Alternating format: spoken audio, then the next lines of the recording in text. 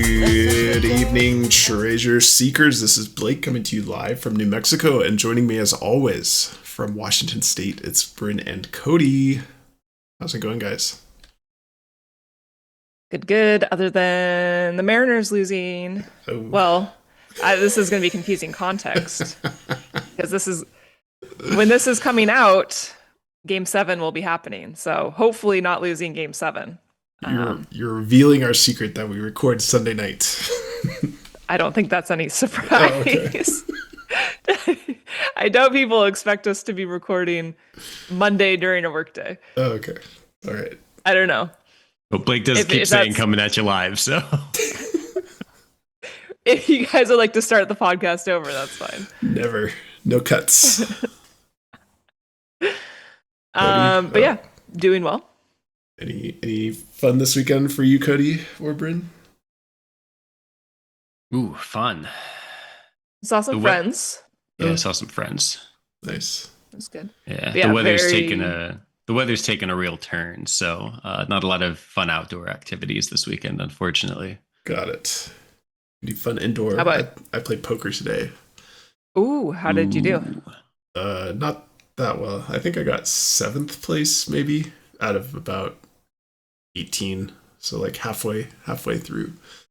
Sounds pretty good. Warming up for Seeking Treasure Con poker tournament. Oh yeah. Yeah, Cody just decided he convinced me to join the poker tournament. I have never played poker, so I will be taking a crash course in poker over the next few months, to say the least. All right. But maybe since I'll be so unaware of what I'm supposed to be doing, I'll throw people off and succeed that way. Beginner's the luck. Best poker face is not knowing if you have good cards or not. Exactly. Do you know if a straight beats a flush? I feel like it should. It does not. It's a trick. Really? All right. All right. Well, I've got some learning to do. All right. Should we dive right into news? And you have a little news segment here. Yeah, I don't have my screen configured properly. Sorry. Oh, no. Okay, this isn't so much news as just something I kind of want to say. Okay. This is maybe news in the sense that like I'm kind of treating it as like a little public service announcement. Okay. And not saying that I am correct, but I think there's some things that are maybe not really being fully considered when we think about the part 2 boxes. And so I'm just going to read a few lines here from the part 2 box introduction. Okay. And how I am personally interpreting that. And I want to kind of get your guys' take to see if you're aligned and we feel like that's reasonable, a good thing for people to be considering, or maybe I'm just a little off the rails here. All right.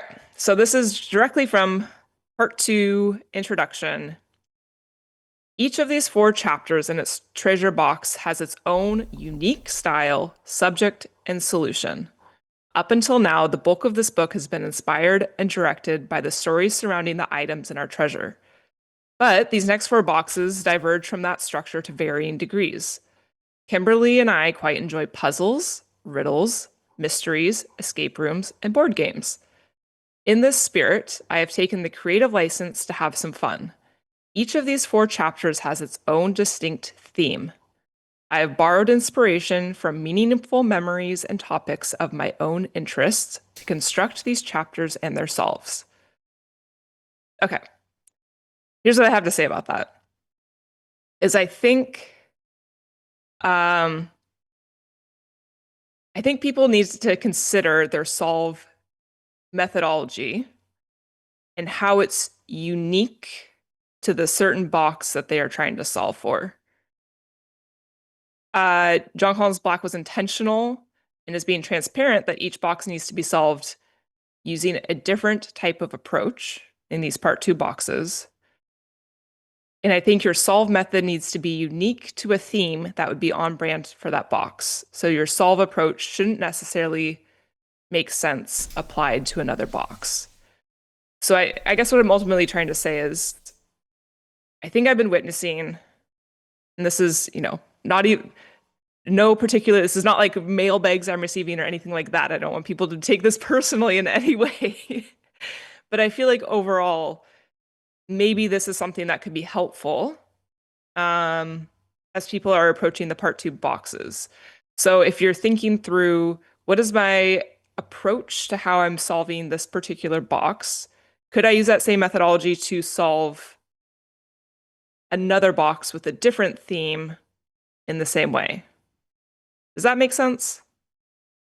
Yeah, kind of as a little thought exercise for the methodology Mm-hmm. that you're. So let's just take you as an example, right? The methodology you're using for Pokemon Box, you don't think would necessarily apply any of the same rules or approaches to the past and future box. Right. So as an example, like you're saying, for me, if I'm following his line of like he borrowed inspiration from meaningful memories and topics of my own interests. So we know like writing and English, literary, like that's an important thing to him. So I think I'm taking the aspect of like him having writing knowledge as maybe him interpreting his that part of his interest in life to how he's approaching the Pokemon box. So for me, kind of my methodology is going with the wordplay. And so, like, if I'm using wordplay on the Pokemon box, I don't think that wordplay I would then be applying to other boxes. Interesting. I'm And so kind of I kind of want to push back a little bit. So obviously he's written a book, yes, but going through the book, I wouldn't consider like writing being one of his passions. wasn't he like an English major? That was his thing. Was he? Okay, so I think he you studied remember English. that he studied marketing and business sales. You could be right, and I'll take that back a little bit. Obviously, he's very interested in his children's book publishing, and he's the writer of Our Unbreakable Thread, right? So yeah, I'll back off a little bit of that. But the reason I kind of push back against that is because primarily in my mind he is or was a musician. Like that was his profession, right? And I Yeah, so I have would agree that he probably would have a solve formulated around music somehow. That could totally be the Pokemon box too, if you approach it with a different intent. okay. So I think what I'm getting at is like we need to define what we think this theme is for each box. In your solve approach needs to reflect that, and that would make it unique to how you would approach solving another box. So I don't think it can really be like I'm starting here because this keyword matches up with this. I'm then go here because this keyword matches up with that. So, is this the same thing you were talking to me about last night offline? Obviously, offline, it was last night. Maybe I don't remember. Okay, because if it is, when you told it to me, I think it made a lot more sense than hearing it again the way you're explaining it now. Um, when we were talking earlier, you had this real emphasis on that there needs to be like a gamification of each Yep. chapter, and I think that word was the one that really stuck out to me that I was really agreeing with. Um, where it's not like you said, it's not like, hey, here's a word that I found in the book, and I'm just going to match it up with a word I found on a map and something like that, or even one more layer removed, like here's a word, here's a word, here's a reference with another word, and then that's on a map. There needs to be some sort of game, and that's kind of why you read that excerpt from the book where he talks about the different types of games of the escape rooms and board games and da da da da da.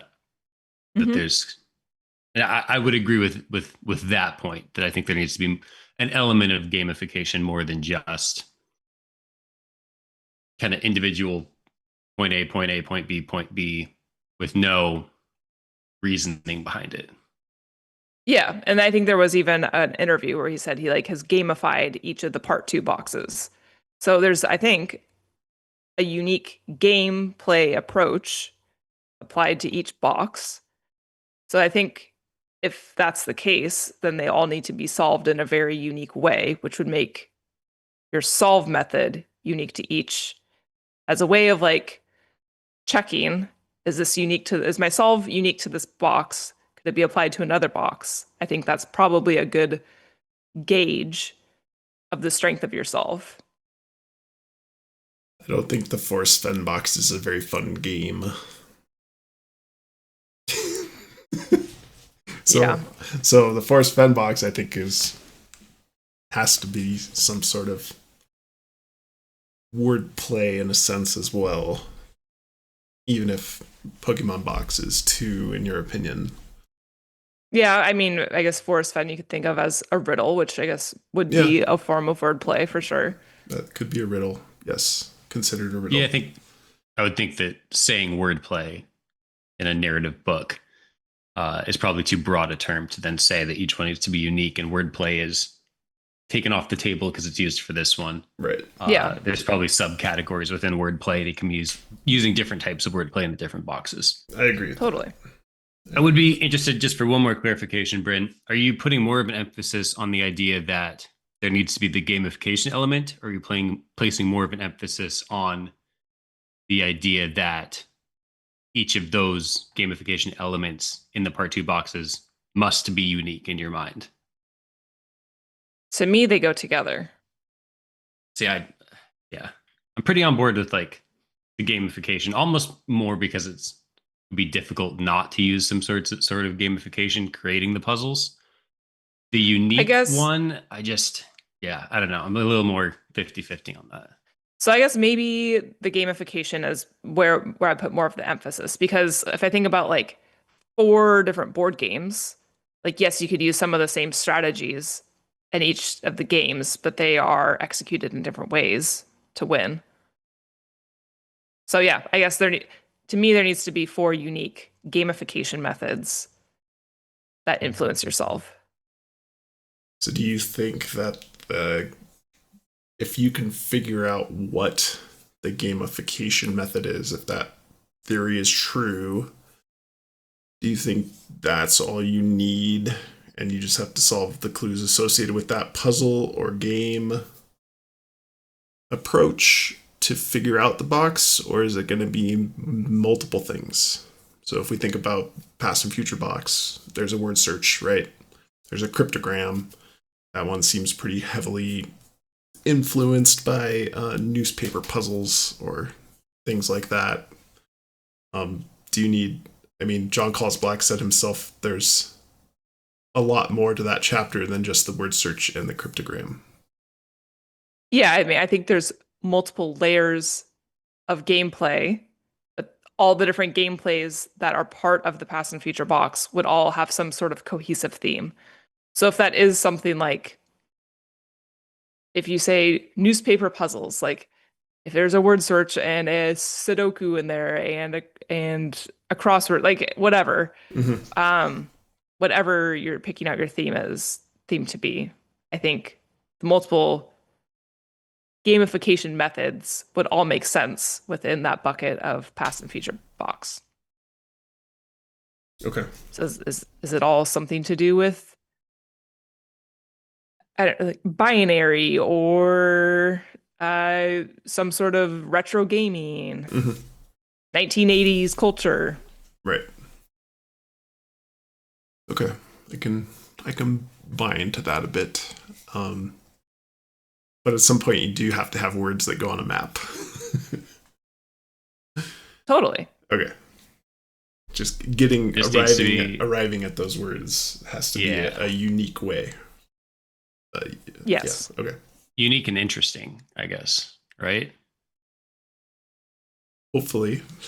Seemingly so. I sure hope so. Since they haven't been solved yet, I think it's probably going to be interesting. I mean, hopefully. If they're all just like, these words, like we're just matching up words or something, that's pretty lackluster.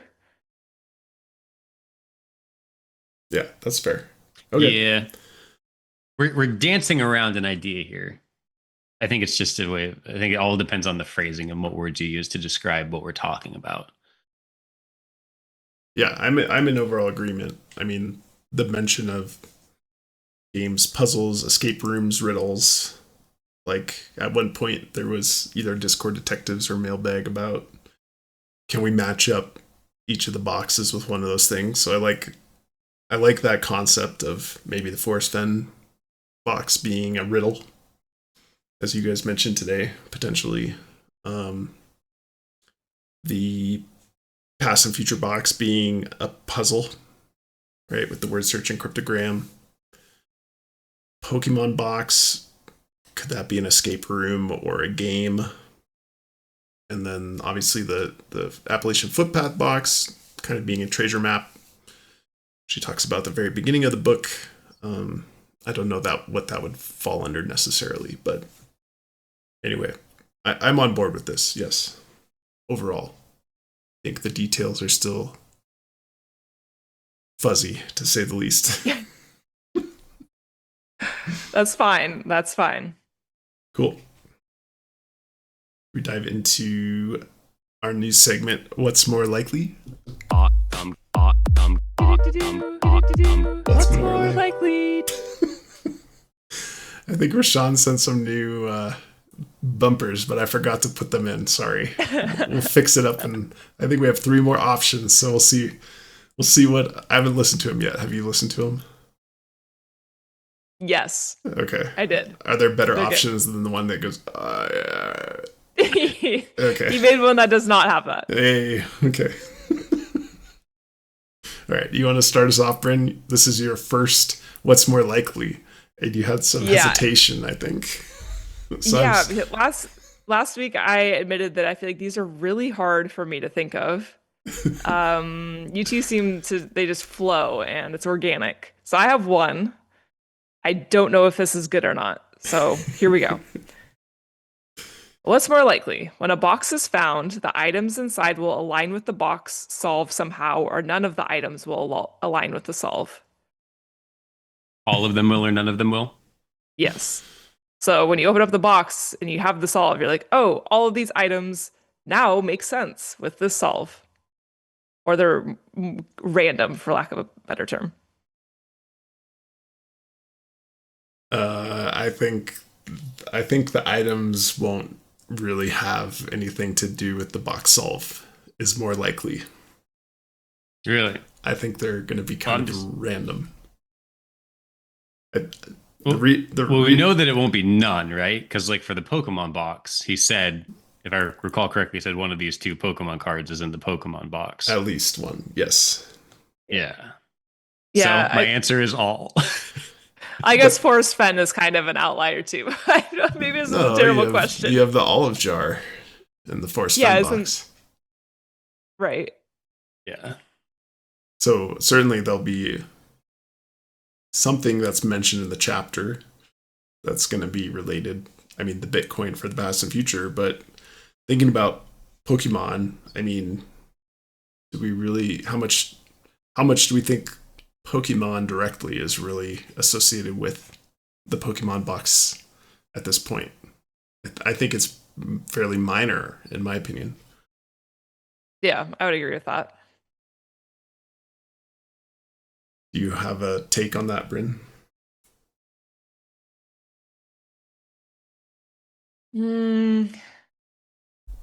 I guess I was leaning towards it would all make sense when you open it up. Maybe not 100%, but I feel like it's going to feel intentional for what's in the box. So for the sake of my question, I have to go with that. It'll all line up with your solve. I just think about... You can now... Go ahead. I think about the process of him buying treasures, and obviously he had a list of several hundred things he was thinking about buying, trying to fit those in cleverly, and he's admitted he doesn't know if the solutions are clever or they're not clever. Adding that as an additional layer of something he had to work into building the clues for the box, I think is challenging in my mind. So that's also why I stated I don't think the items in the treasure boxes are going to be necessarily directly related to clues that are in the puzzle. And this is why I have only one. What's more likely? That's a good one. I liked it. Do you want me to do one? Yes. All right. I have two good ones. I'm just not sure which one. Okay. What's more likely?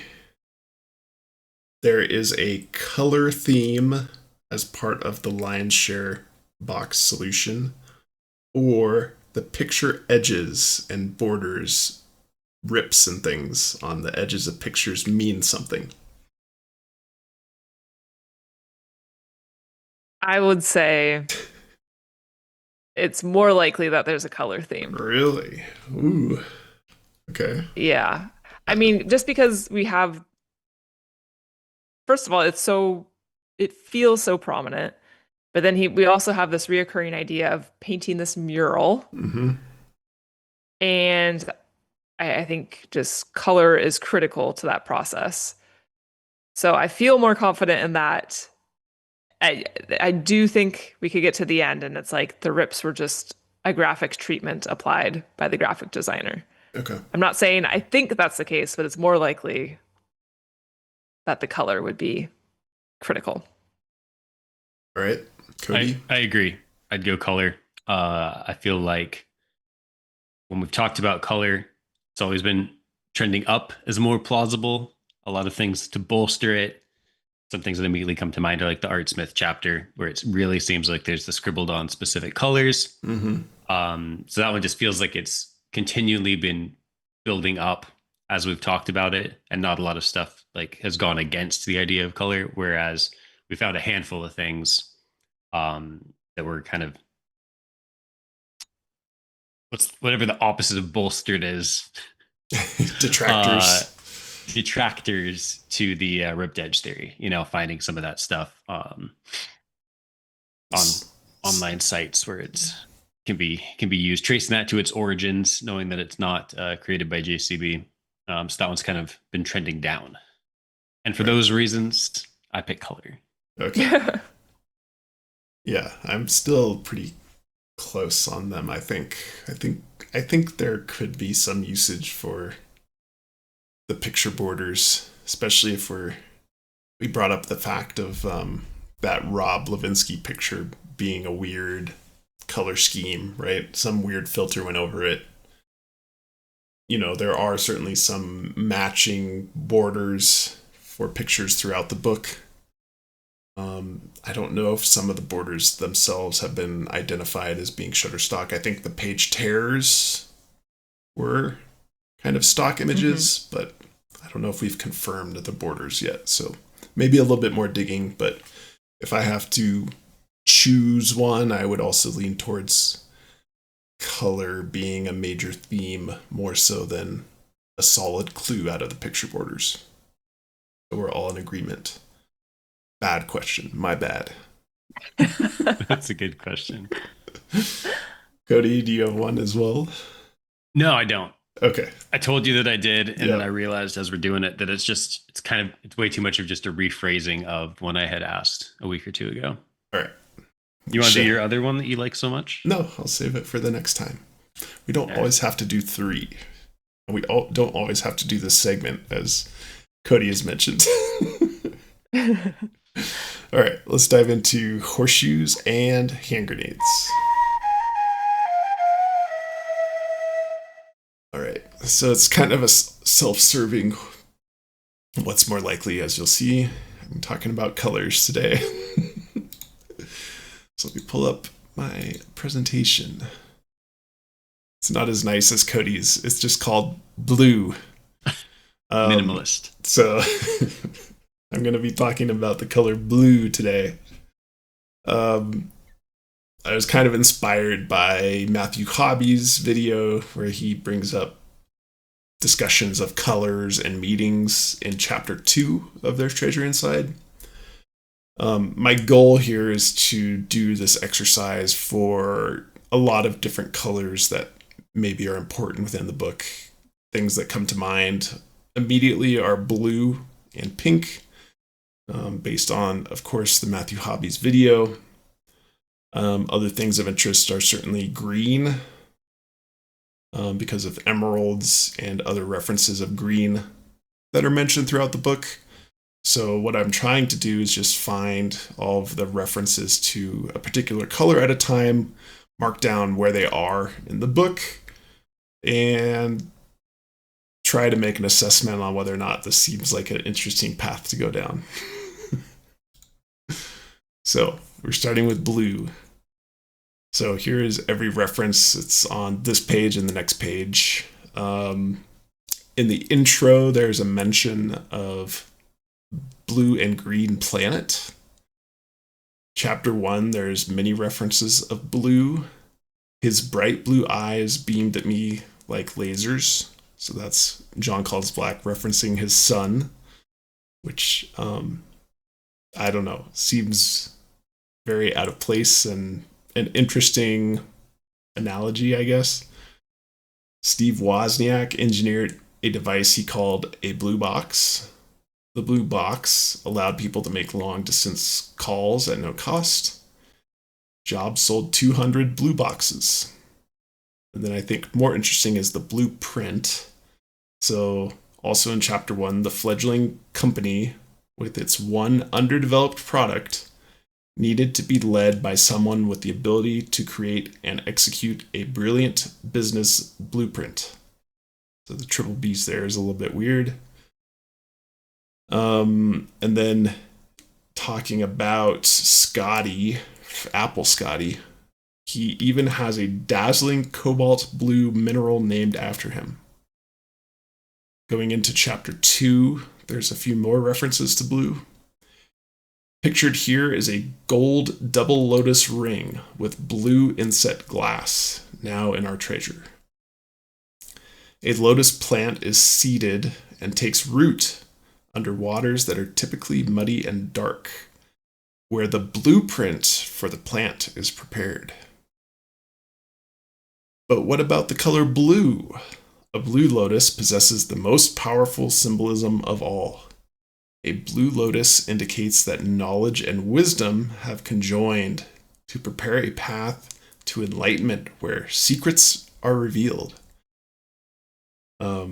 So, because it says secrets are revealed, indicates knowledge, like that seems pretty bolstering, to blue being an important theme potentially within the book.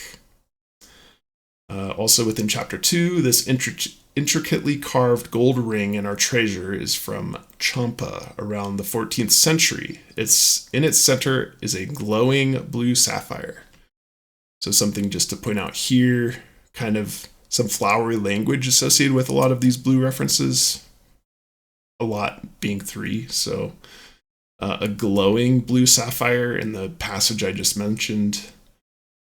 His bright blue eyes beamed at me like lasers in chapter 1, and a dazzling cobalt blue mineral named after him. So that kind of caught my eye as being interesting that he's putting all of these adjectives associated with the color blue in a few of these references. And that's kind of a meta theme that I've seen happen. Is I'm going to the next page here, and the next reference to something blue is in chapter 8. And then kind of 13, 14, 15, 17, 20, all of those chapters have kind of one reference to blue. But I think that's something when we look at some of Froggy's videos early on, near the beginning of the hunt, he was kind of tapping into this color theme as well. And then after the first few chapters, it kind of peters out, in my opinion. And so I don't quite know what to make of that. And we'll see if that applies to the other colors as I work through them as well. But let's read some of these. Chapter 8. There are 2 Charles Loma stone rings in our treasure. The blue ring, page 76, is made with a free-form turquoise stone. Chapter 13, the basketball chapter. I was the only kid who showed up to practice wearing blue jeans. Chapter 14. As I look at the blue and pink irises on our vase, I can't help but think of the resting places of the boxes I've hidden and the colors of nature that surround them. Chapter 15. Her ankle swelled and turned blue. Chapter 17. He created a blueprint for giving that became predominant, one which lasted for well over 100 years. So that's the Carnegie reference. And chapter 20. From the very moment I sat down to blueprint this treasure hunt, I wanted to endow a piece of myself into every part of it. This project is intensely personal, the fabric of which is lined and wanting. I have to connect with you. I might have written that down a little wonky, sorry. But I want to put the fabric theme in there for Cody. Thank you. And in the additional treasures section, this rare specimen of exquisite quality has a similar color to royal blue sapphire. So those are kind of all the direct, I would say, references to blue that I have found within the book. Any commentary on that? It's more than I would have expected. And I guess maybe when it's read line by line like this, a lot of the instances of blue feel forced isn't the right word, but like blue jeans. Do people really say blue jeans? I think you would just maybe say jeans. Maybe not. People JCB's age might say blue jeans. I don't. I feel like my dad might say blue jeans. I don't think Jon Collins-Black is like that old. I don't know where the age threshold is for jeans versus blue jeans. You probably call them dungarees. All I'm saying is, as you read them, and I don't know if it's just because you're reading them in this context, but it kind of gets spidey senses going. Interesting. In my opinion. Sorry, go ahead, Red. I was going to say also the blueprint idea, I think, is what jumps out to me the most. This is kind of hand in hand with the roadmap, making our plan. Yeah, I would say particularly in the case of the Lotus, right? That one seemed the most, as you said, forced in terms of using the blueprint. The other ones seem a little bit more natural, I would say. A lotus plant is seeded and takes root under waters that are typically muddy and dark, where the blueprint for the plant is prepared. So it's a very strange phrasing of that, and a little bit forcing a blueprint. So yeah, I think I do agree with you, Bryn, that blueprint almost seems like the more interesting thing, in my opinion, even though you kind of like it all, but I don't know. Cody, what do you think? Well, you mentioned we've run into this recurring issue of looking for specific things in the book and finding that they're all condensed in one area. And you described that as the theme petering out. But I think there's a lot more positive ways to look at that. Okay. Like, I think that you could find something potentially with the colors where there's a logical way of assigning or correlating chapter 1 and chapter 2 with the color blue. And maybe we can correlate different chapters with either different colors or different things. But to me, kind of just analyzing the data, it seems like we're actually getting like a notable result by seeing how condensed all of the blues are into chapter 1 and 2, and it's something that's, notable and potentially notable in a positive way, versus, if there were tons of references to blue, but they were evenly distributed throughout the book, what does that really give us? We could say, okay, so there's probably something with blue, but then what do we do next? At least this, it seems like could potentially make a correlation and match up chapter 1 and 2 with blue. So I don't know. I think there's positive ways of looking at that. That's my one takeaway. And that's a thought I've had a couple of times now, because like I said, we've run into the same problem a couple of times where it seemed like a keyword or something thematic they were looking for seemed really condensed in one area of the book, and then not nearly as prevalent throughout the rest of the book. Mm-hmm. No, that's. I've also.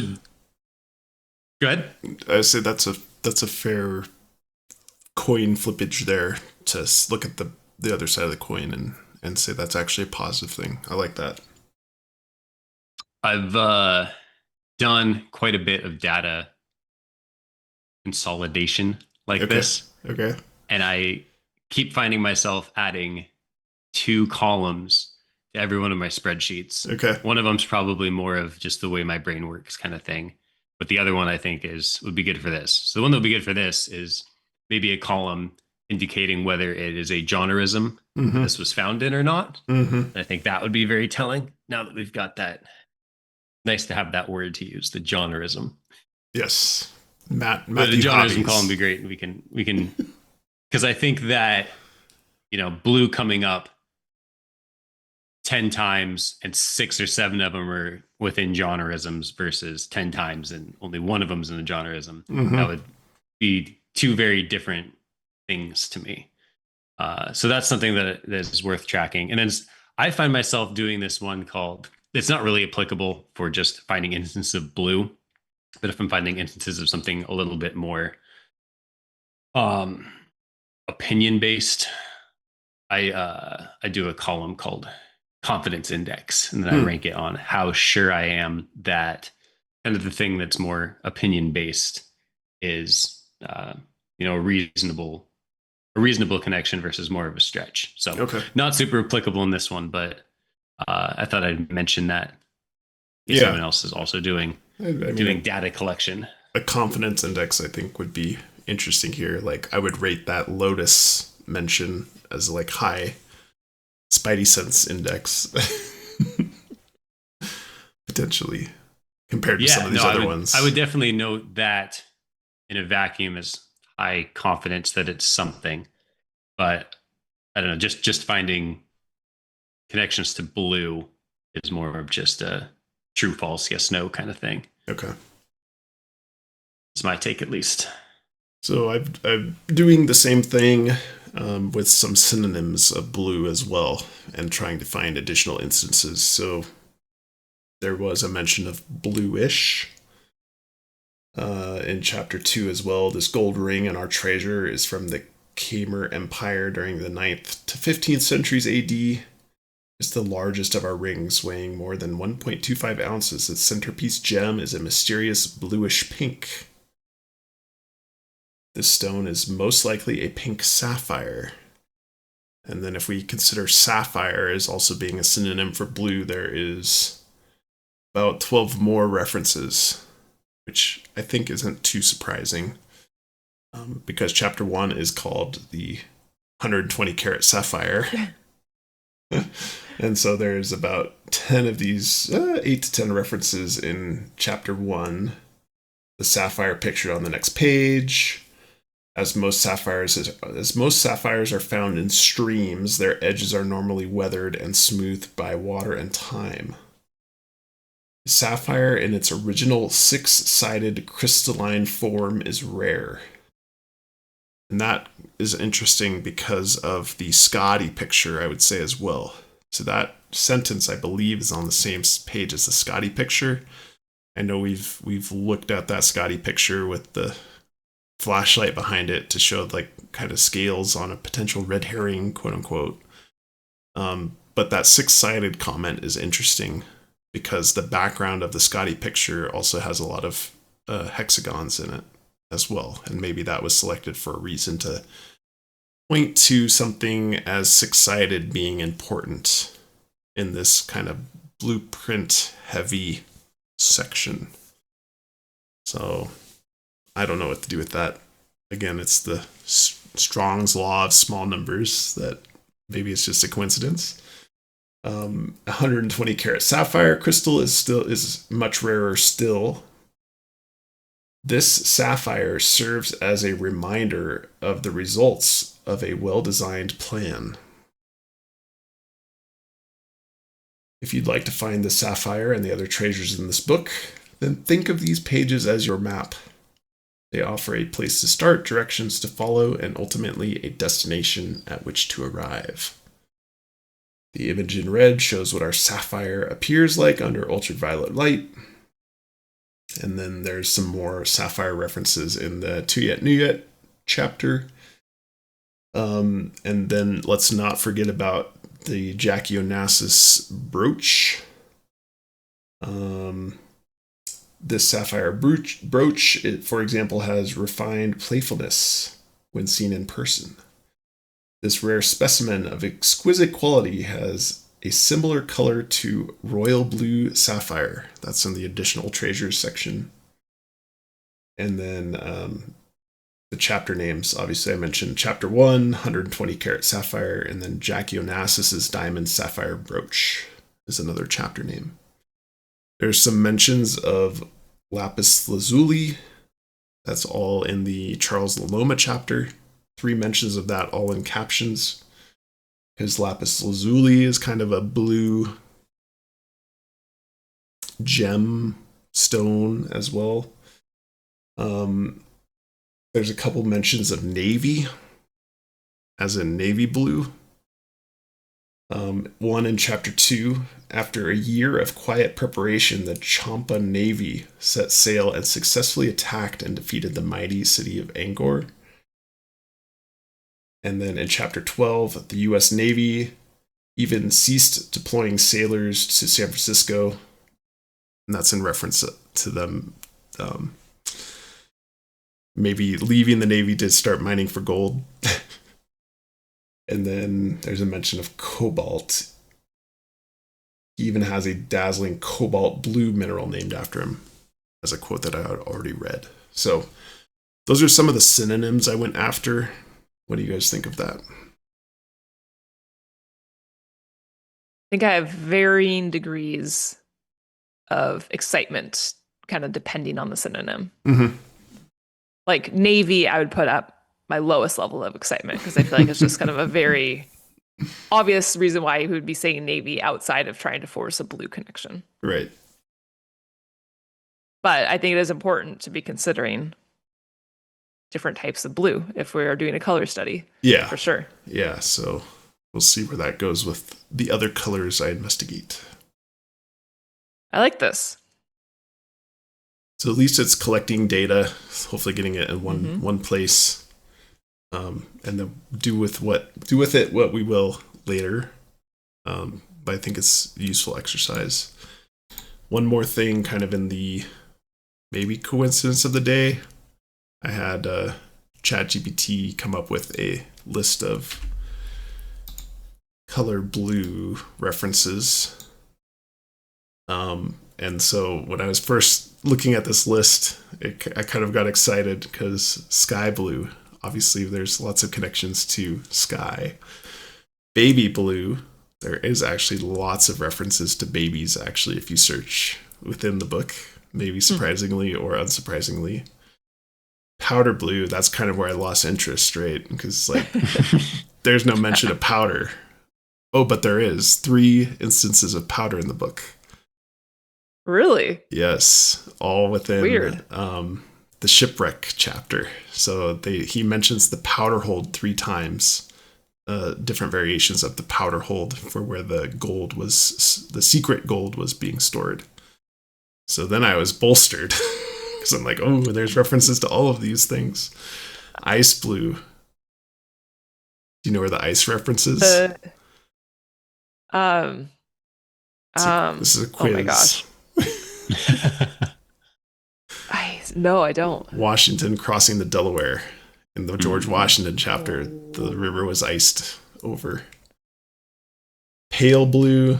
Now I've lost it again. I don't think there was a reference to pale.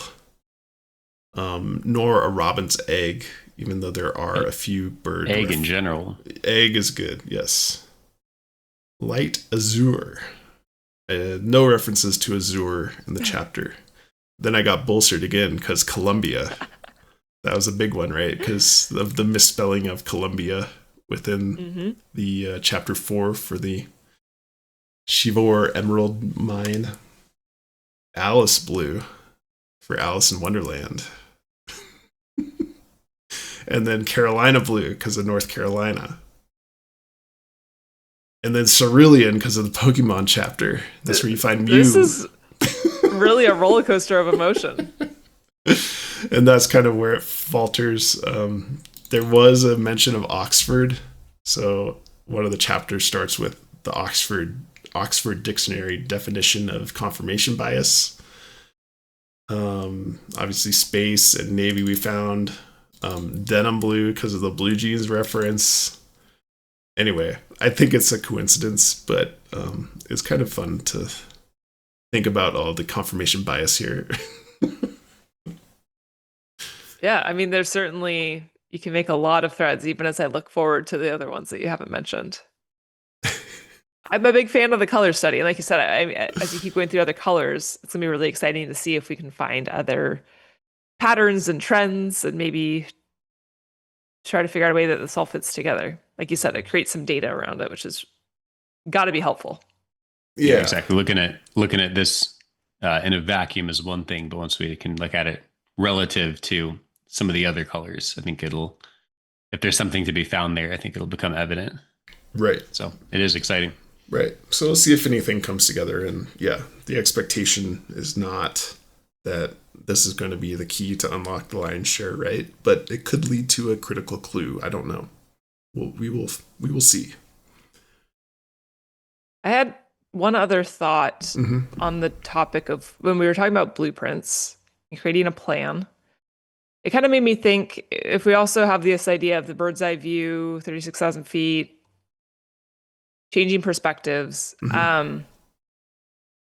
The idea of making a plan, like you also can have a plan view of a blueprint, right? Like that's like a floor plan looking down. So I'm kind of thinking like, is he being more literal with us than just making a plan? Like, is he with the blueprint telling us to make a plan view? How that would be implemented, I have no idea, but it just came to mind. So wanted to throw it out there. No, I like that. I think overlaying it somehow on a map, right now, top of mind is like some hexagons somewhere.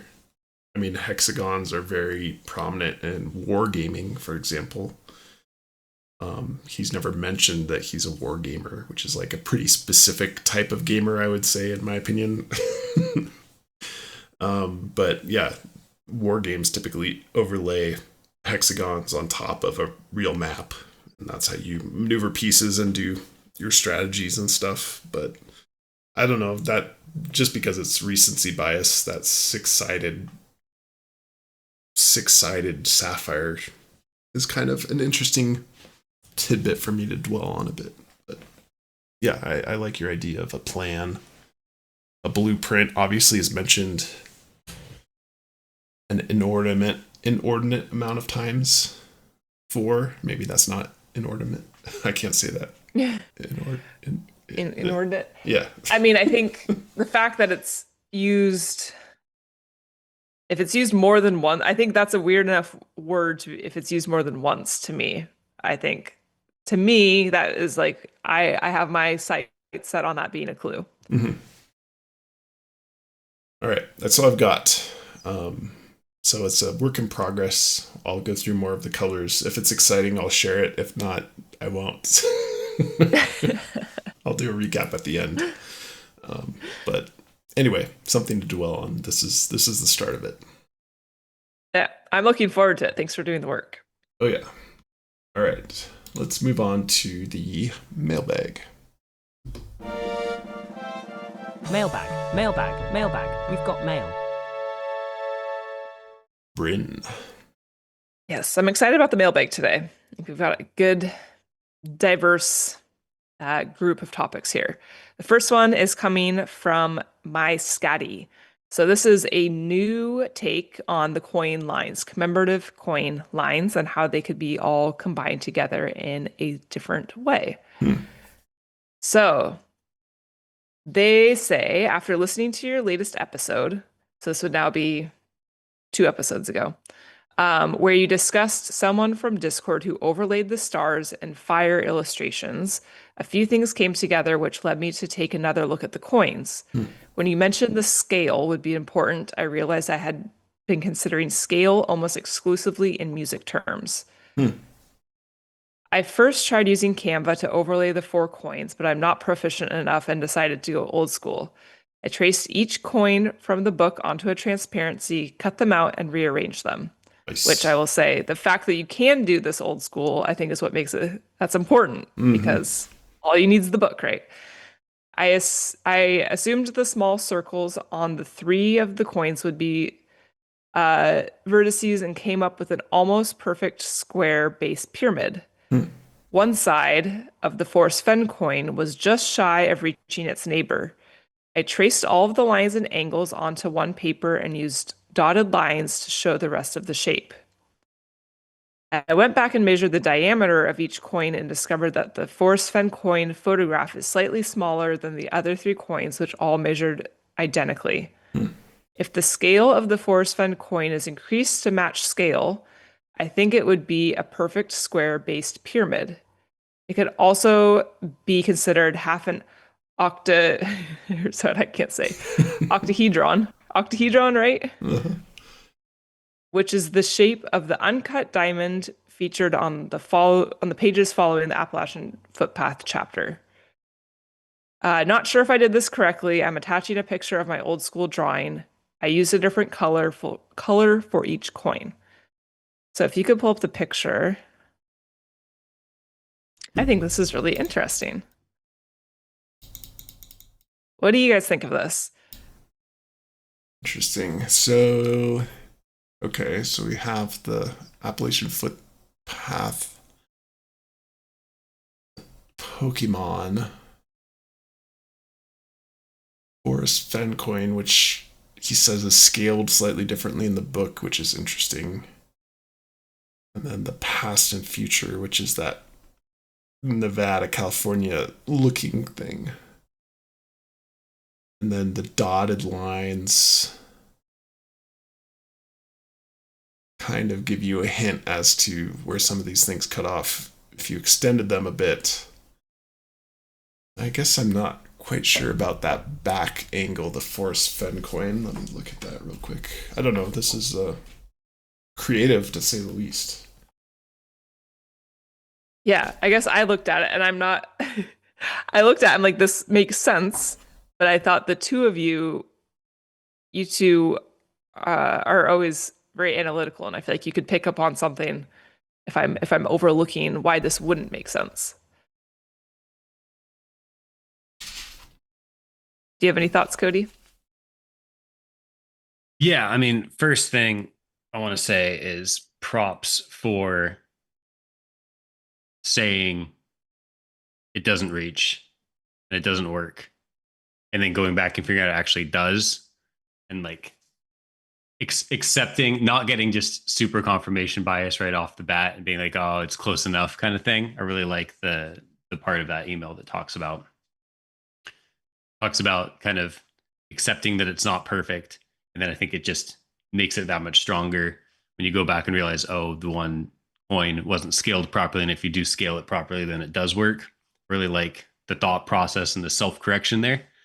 I also like, on initial glance, I really liked that all of the dotted lines are in the background, and the solid lines that represent the actual lines on the coin are in the foreground. So if you're like looking at that shape and we're kind of tracing it out, what you could see visually, those lines represent what you would actually see. But I do think that there's a couple, at least one on the Appalachian Footpath, and then maybe another one there that are little tails that go back into the background behind what you'd actually see if there was that shape sitting in front of you. But yeah, I mean, independent of all that, I really like the thought process and thinking outside the box.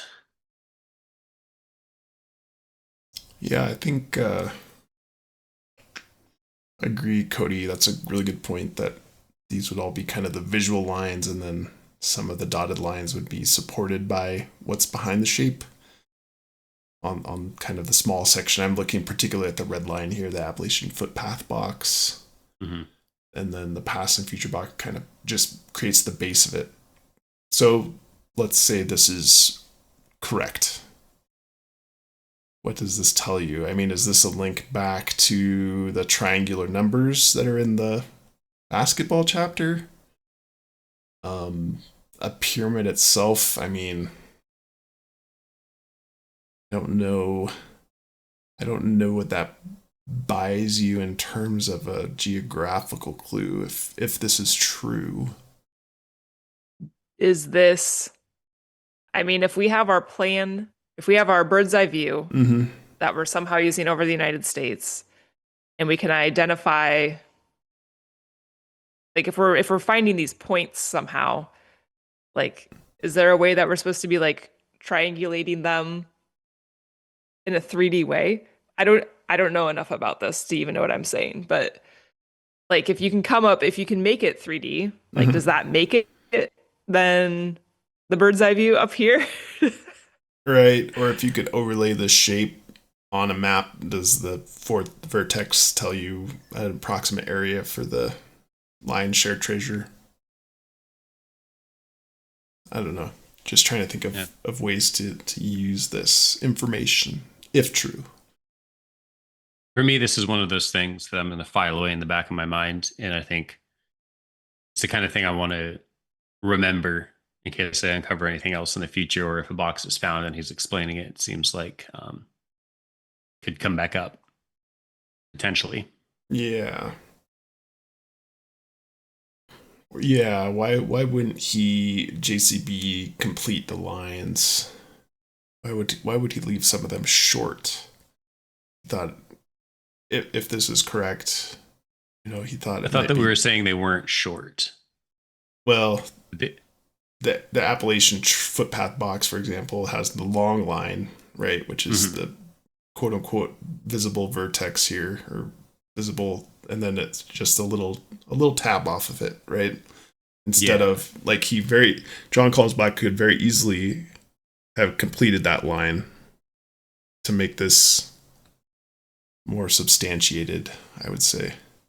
Yeah. There's ways to have done this same thing cleaner if this was his intent. Mm-hmm. Yeah, that's true.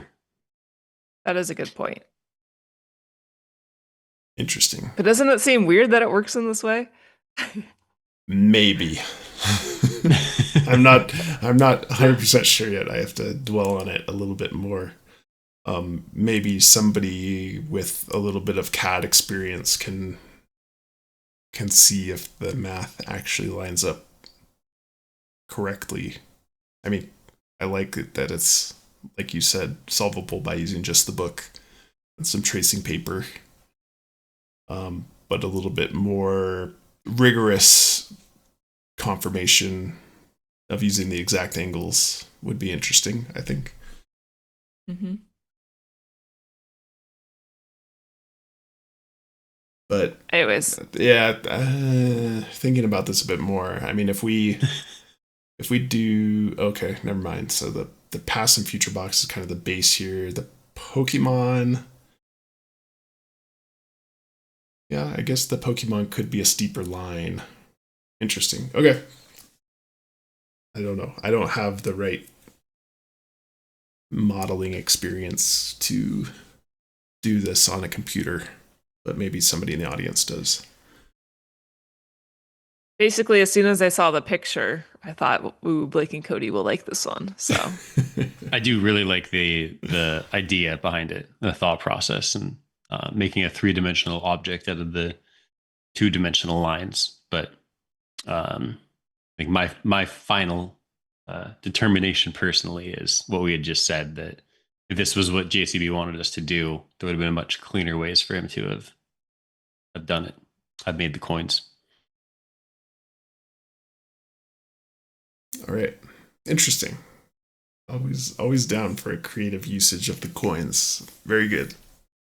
for sure, it was very clever is my word. Definitely. Right. Next, we have Robert. We are circling back to Pokemon Box and Brimm to the Rim. Blake mentioned the Brimm Coffee commercial and the term only half a cup. This got my attention. I had noticed that the Pokemon Box chapter seems to have several half references. Halfway to the stars, 5.5 years old, crammed in the middle, a rock in the middle of it all. Mm-hmm. Could half or middle be a potential theme? I'll just interject here and I would say I would agree. Yes. Yes. So what I really like here is I also looked up an old commercial for Brimm just to verify that line, and oddly enough, it debuted in 1982 on a local station in Baton Rouge. So I thought that was, I very much could be a coincidence of the day, but I thought that was a pretty cool connection. Yeah, I mean, I feel like even the Pokemon names themselves are typically like half and half, right? Mm-hmm. Of two things, you know, Greninja, Froakie, Frogadier, or a lot of the Pokemon names are kind of amalgamations of two things. Yep. So I'm totally on board. Also emphasized with like the hyphen between road trip or video game. I think he's definitely emphasizing that half and half component there too. Okay. Cool. Yes, I like bringing all of those half connections together. I think is a really good point. Excellent. We have Bryan. So I already know what you guys are going to say about this one, but I thought it was pretty cool. So this is for past and future box. Yay. He basically anagrammed the columns of the word search. I'm assuming, I don't think he explicitly said based off of kind of line them up, but I think that was fair to be interpreted. So if you want to pull up that picture, Blake, he cut out the columns and he rearranged the columns of the word search in whatever order he wanted, but did not skew them up and down, which I know people have been trying as well without rearranging the columns. So what I liked here is that by rearranging the columns, he was able to get the message vehicle to treasure. However, there's 3 remaining letters, which I know you guys will not be a fan of. But it seems pretty cool that he was able to get vehicle because, I mean, vehicle's been hot topic for the passive feature box. So I guess what I'm curious to hear from you guys. Go ahead, Cody. You look very skeptical. I'm trying to follow his means and methods to get to this point. It looks like he cut out every column and rearranged the column orders to get this anagram spelled out. I'm also so like this one. I see. Okay. So I see what you're saying. Okay. Okay. So I guess what I'm curious to hear from you guys. I think first I was like, oh wow, vehicle to treasure. That's very specific. But the fact that there's 3 remaining letters here, does that make it like you could basically get any mess? Like, does that take away any credibility because you have the 3 remaining letters? And so he was saying, he was kind of the only thing he could think of for the CEF would be something like converting C to 3, E to 5, F to 6. So maybe like 3.56 miles or something like that. So he is admitting he is unsure what to do with the CEF. So with the remaining 3 letters, do you think there's any credibility still to having vehicle to treasure? I'm surprised you're so hyper focused on the 3 remaining letters. I feel like the vehicle to treasure part's really the part to talk about. Because, I mean, within the word search itself, there was all that anagramming and then there just were leftover letters. So I don't think the idea of leftover letters really plays into the validity of the original message or not. I think that the big conversation to be had here is if the means and methods to get that vehicle to treasure seem legit. The CEF, I'm not really worried about that one way or the other. Like, I would not, if I felt, and I'm not saying I do, but if I felt like the means and methods to get the vehicle to treasure was valid, and there was just a CEF at the end, the CEF at the end would not invalidate it in my mind, because there's already the But- precedent's been set that there can just be leftover letters. Okay, I see what you're saying. I guess I was saying like maybe the message vehicle to treasure is void because he picked CE and F out to make the rest of this work, you know, as he's anagramming in certain ways. So what I find interesting, or maybe just my thought process right now as I'm looking at in kind of the first part of the word search, what that same information was used for. So that same row, which is row 2 in the word search, was used to create the anagram. There are 5 clues, I believe, is all in there. Mm-hmm. That's correct. So there are 5 clues. I'd be interested to know how much overlap with those letters. Like, was he bound to end up with the same letters to get vehicle to treasure anyway? In order to get the there are 5 clues?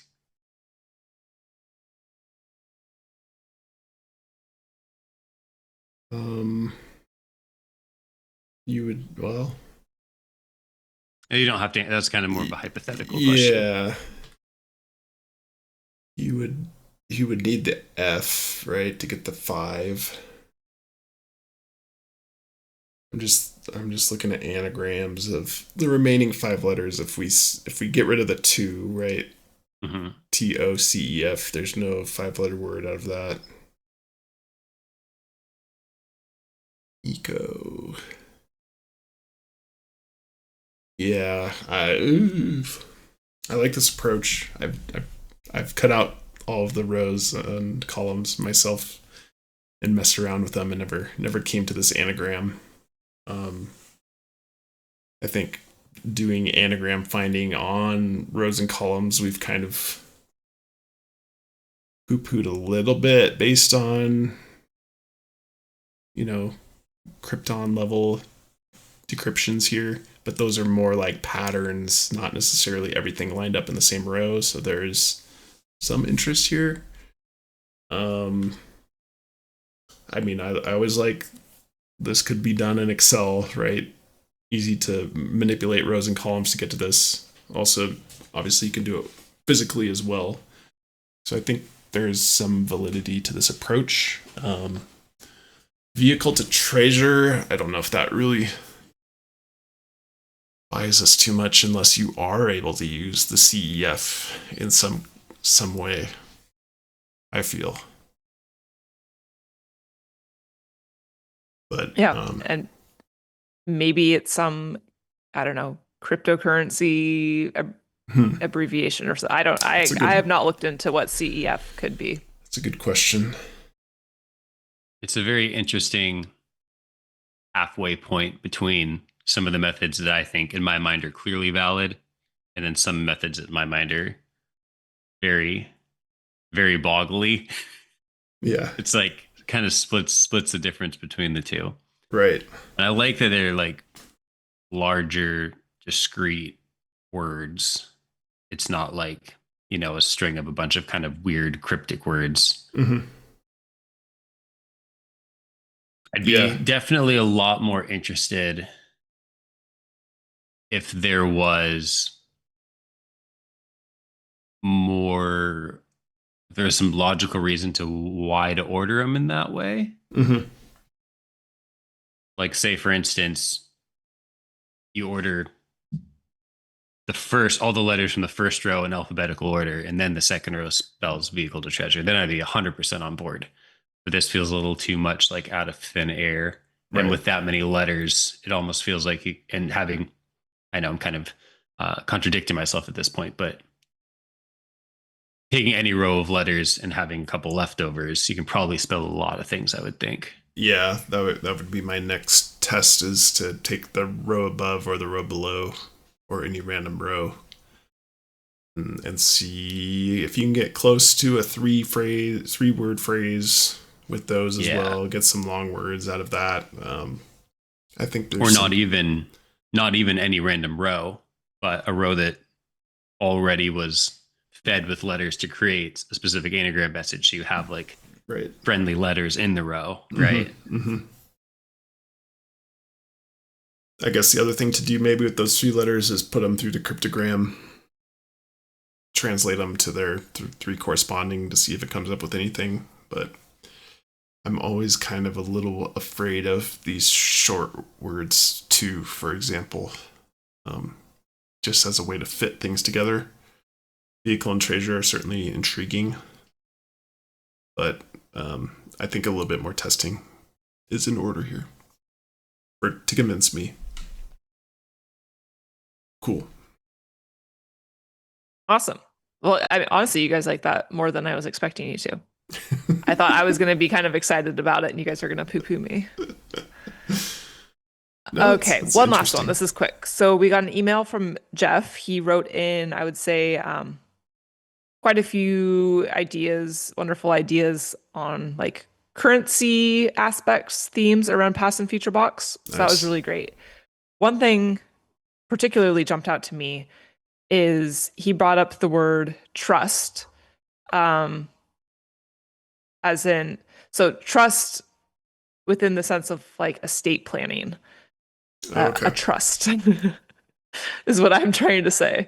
And so I've been always looking for, not actively, I'm not working on this box, but in the back of my mind, I've always thought there needs to be an estate planning connection between will and testament and the Halliday estate being passed on. Mm-hmm. So I liked trust as a connection to do not tell anyone, since we had just talked about that weird line. Nice. But do not tell anyone. Yeah. It's like if you're telling someone something and saying do not tell anyone, you are trusting them, correct?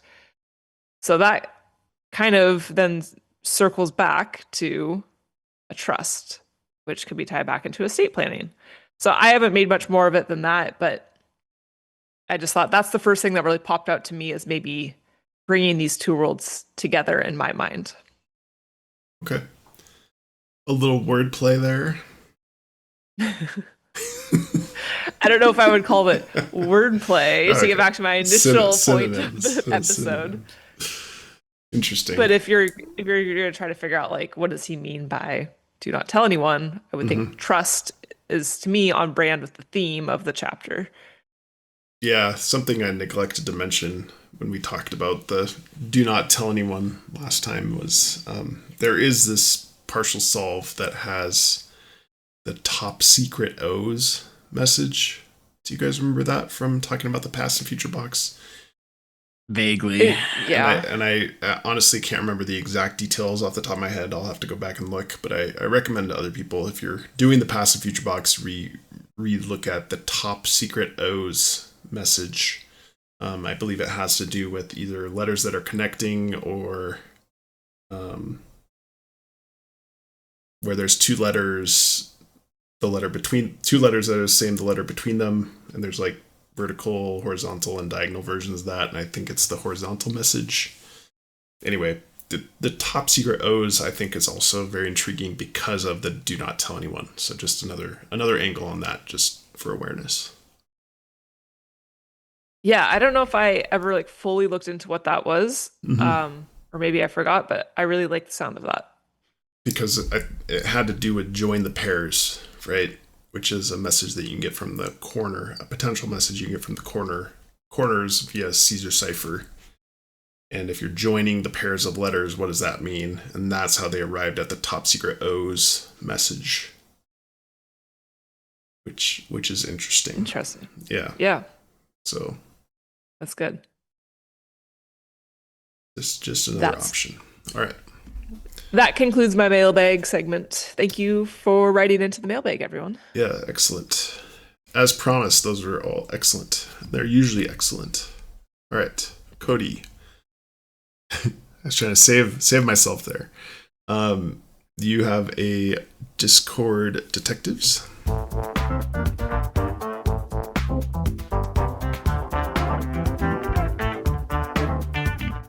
All right, Cody.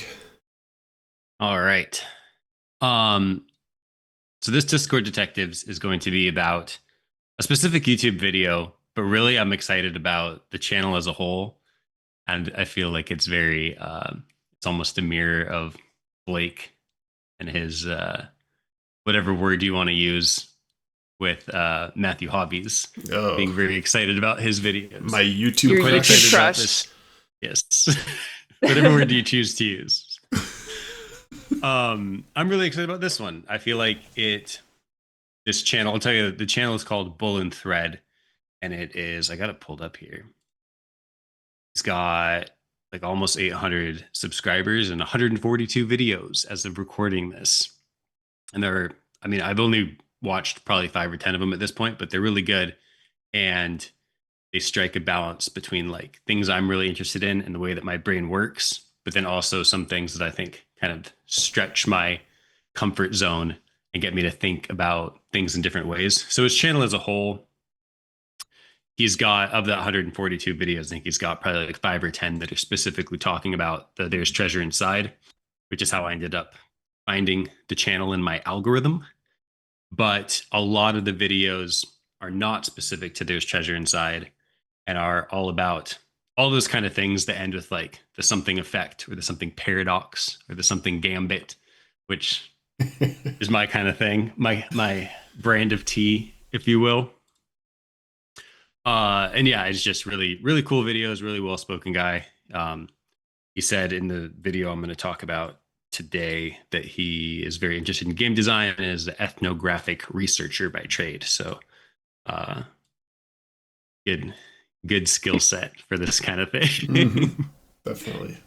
So what I want to talk about is a video called Why the JCB Treasure Hunts Remain Unsolved, 5 main reasons. And I'm going to talk about 3 of the reasons because 2 of them at the end seems kind of pretty obvious to me. But yeah, he was really well spoken and made me think about some things and ways I need to approach my solves a little differently and kind of frame what I'm looking for differently. So I'll talk through 3 of the 5 things that he had mentioned. The first one is, and I specifically wrote this down. He did like very heavy emphasis before starting this that like he's really pro JCB, pro the treasure hunt, thinks it brings like lots of good stuff, big fan of everything. Some of it, he doesn't want it to come off negative about JCB or the treasure hunt in particular. So I want to reflect that when I talk about it and make sure that that point gets across. But he started by saying, emphasizing that JCB is a novice game designer. And the quote that I pulled from his kind of monologue about that is that novices often create puzzles that feel solvable to them, but are far less clear to other people.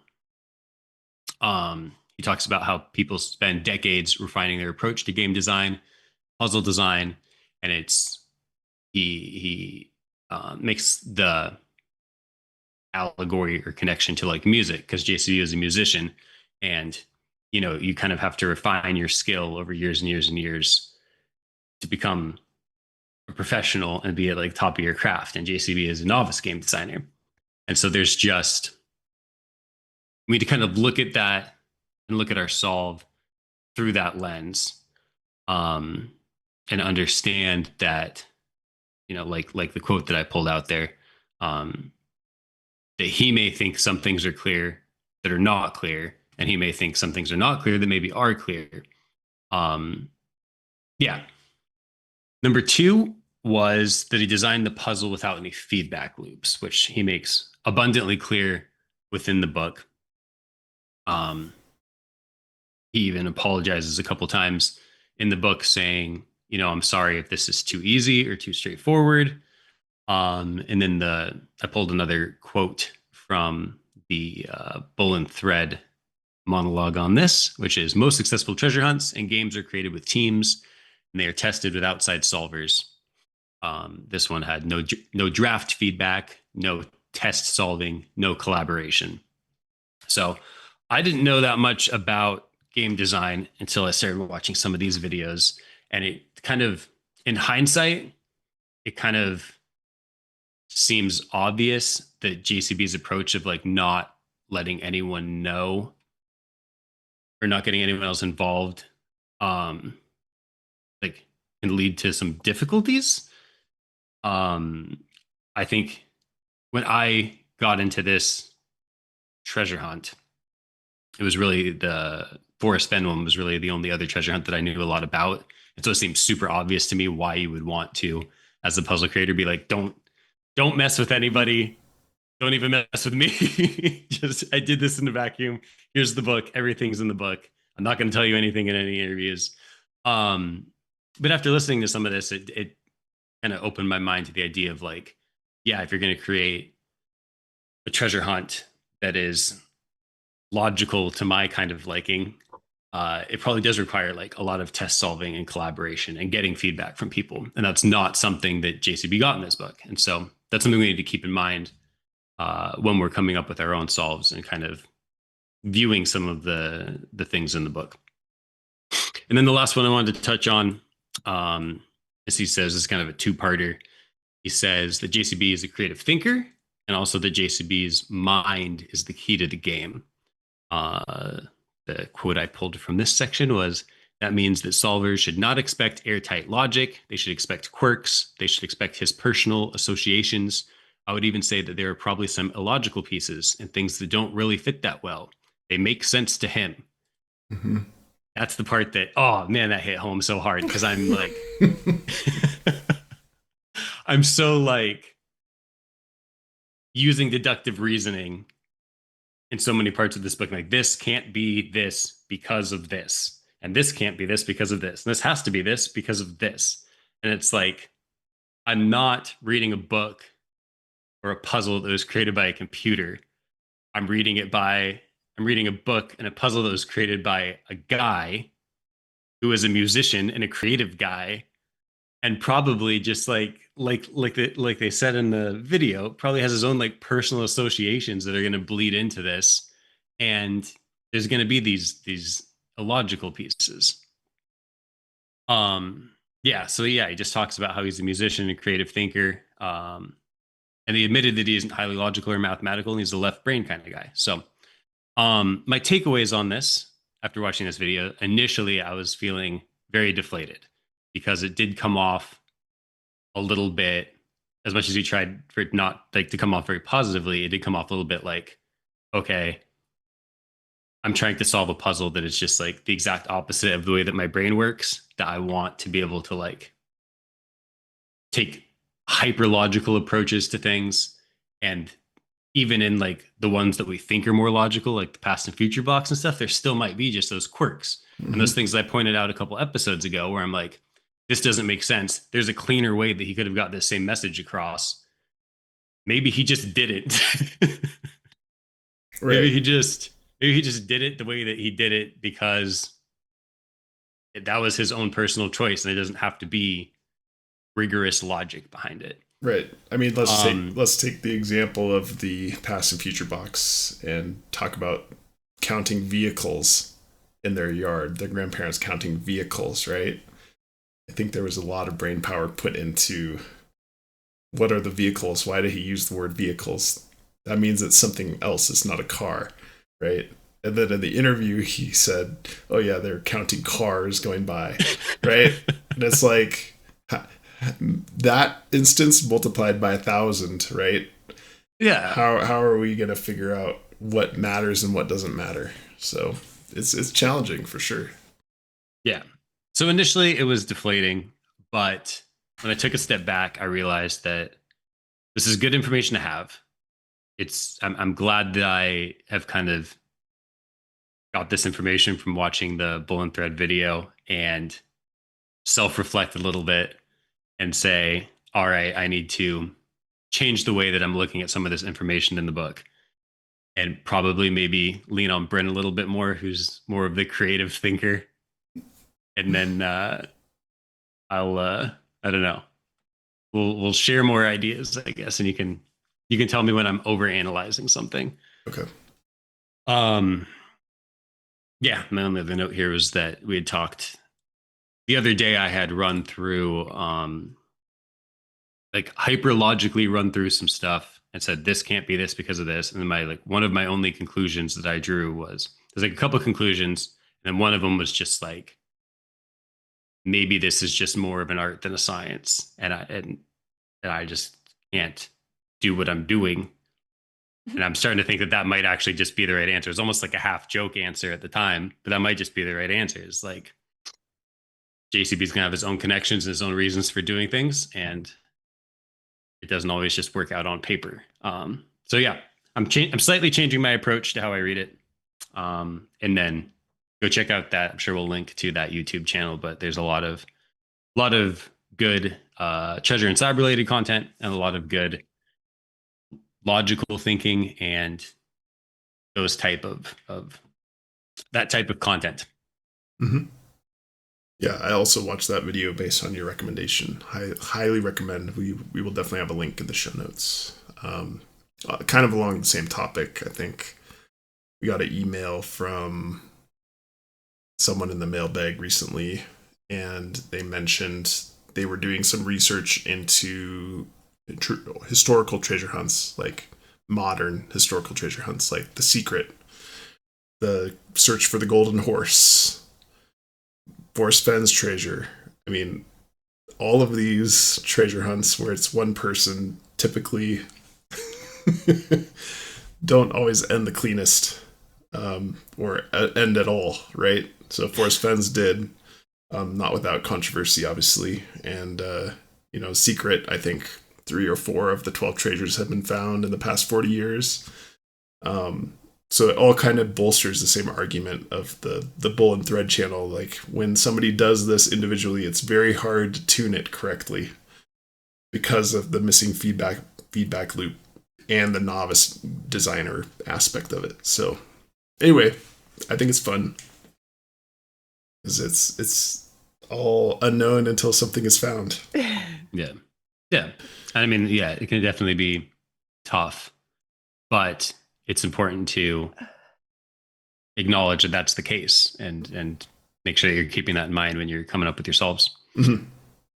But let's not get too down about this. Not that you guys are, but JCB has acknowledged that someone has been very close to finding a box. That's true. And he's surprised that it wasn't found. That's true. So, in that same stroke, like, he has effectively led someone essentially to a treasure location. So yeah. it and being is doable. uncalibrated can go the other way too, right? Like there might be some stuff in there that we just need to take more at face value, and he just thought was better hidden than it actually is. Yeah. Yeah. No, that's a really good point, Bryn. And in his earlier interviews, at least, he said things are going as he expected. It's hard to know exactly how much he's paying attention. I know he says his team is watching the Discords and things like that, so somehow he knew. And maybe he's online too, we just don't know. But yeah, him not seeming panicked about things not progressing well or progressing too fast, you make a good point that it seems like the timing is appropriate so far. Yeah. I think, we're coming up on a year of the book being out, and I think that's definitely seems long enough for him to have reached a point of panic if people were totally doing something wrong, like not even close. And he said, people have figured out, he's seen people figure out harder parts of the boxes and maybe overlook some of the easier in his mind. So yeah, definitely, like, the calibration and not having the feedback is very real, I can imagine. But as I was listening to you guys talk, I was getting very much like, oh, these are never going to be found. What are you doing here? but that's not true. He has said someone is very close. All right. Good. That's a great recommendation, Cody, for that channel. Bull and Thread. All right, let us do coincidence of the day.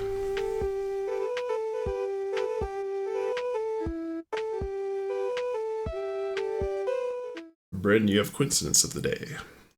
I do. I have a good one. Normally my coincidences suck, and this one is actually pretty exciting. They don't It's suck. not just a well, they're not this one's actually has some depth to it. All right. So when he talks about the Charizard cards in the Pokemon Box chapter, Mhm. he brings up the idea of holo cards and reverse holo cards. And so when I was looking around a lot of like the Ozarks region, you find that a lot of places are called holo, like HOLLOW, versus HOLO would be like the shortened for holographic. So I thought about what could literally be reverse holo, spelling holo backwards. So I just threw these into Google to see what would happen, both HOLO and HOLLOW. So for HOLO, we have, I don't know how to say this, Ola, Mississippi. Oh, really? OLOH. OLOH, Mississippi, which is pretty much exactly 2 hours north of New Orleans. Really? Which feels like it's kind of in the ballpark of if they were to be starting in New Orleans, that's like a day trip to go on a hike, come back to New Orleans. Interesting. So I thought that was pretty good. Yeah. Honestly, I haven't really looked around there, so I don't know if there's if that's a good candidate. But thought that was interesting. And then if you spell WOLLOH, I'm just going to read this description here. Psychological thriller novel. Two friends find their camping trip mirroring Owl's. I'm making it better than it is. Owl's reoccurring nightmare. They become trapped in a second dimension or dream state where they must confront a supernatural entity called the Mind Reaper. Wow, that's crazy. Isn't that a good coincidence? That's a super coincidence. Huh. Yeah. Except for the Mind Reaper part. Yeah. I read it to Cody at first. He's like, oh, that's it's too creepy. The Pokemon box isn't that creepy. I think there's like an aspect. I mean, we have like psychic Pokemon, and there's hauntingly gorgeous, and him, not remembering things, hearing things. But I don't think we need to verge into a psychological thriller with a Mind Reaper. But some good keywords in there that were exciting. Yeah, that's shocking almost. Huh. I know. Do you have time for me to talk for 60 seconds? Of course. It just brings up a bigger question because, yeah, I was excited for half a second when Bryn was reading me that novel description in the car, but then she read like what the actual novel was, and it was like, yeah, very horror-y in a way that just seemed like would not be a main part of the Pokemon box. Which brings up a bigger point, and it's something I've been toying with a little bit, and probably worth discussion, probably not right now, but in the future. And that is, well, if we think it is valid or likely that he would use something, that's anything, a piece of art or a book or a song or anything like that, as part of the treasure hunt, as part of a clue, if that thing has some like super negative association with it, and then also like how far removed is that super negative association? Right. Yeah. Conversation worth having, because it keeps coming up. I keep finding things. I'm like, oh, this seems like a cool connection. And then sometimes it's immediately like, oh, but I don't think you'd include it because this is just weird or bad in some way. Yes. But then there's also times when it's like that same thought, but it's also like a lot more removed, like a second tier reference. I think that'd be a good conversation to have at some point. I agree. I would like to have that conversation because I've thought about that from time to time when I come across things Same like here. you're just saying. Okay. All right. Excellent. All right. Bookmark that for next time. Excellent. Thank you, everybody. And we will log off. Have a good night.